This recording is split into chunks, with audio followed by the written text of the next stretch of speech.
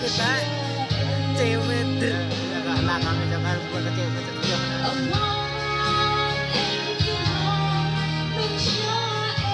Iya kayak ke laut gitu.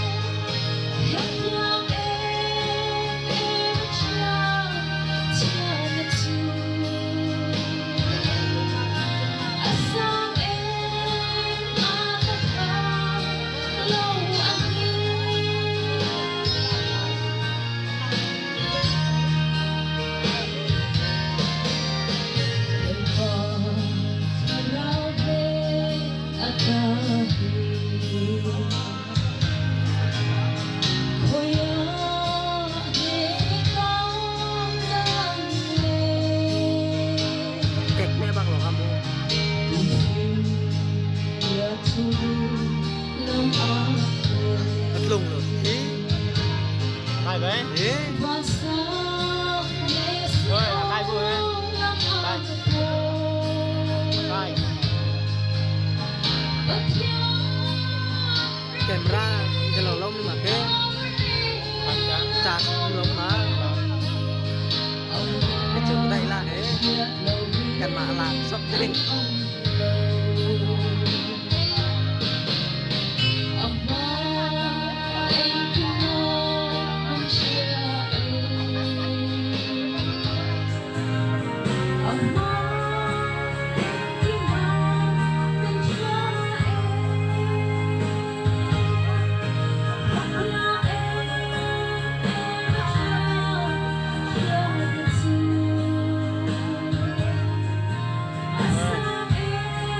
là chúng tôi vẫn cho đây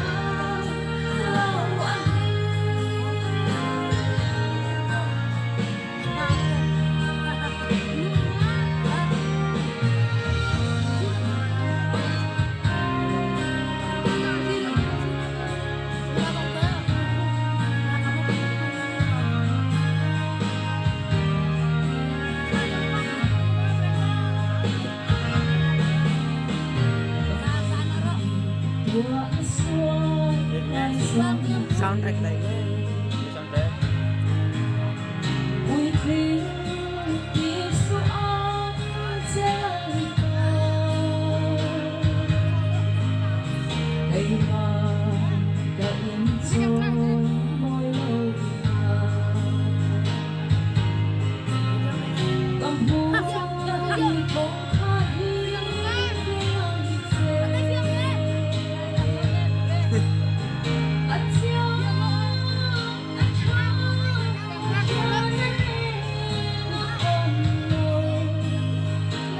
đang ăn thiêm đâu bác thầy mà đang ăn thiêm đâu bác thầy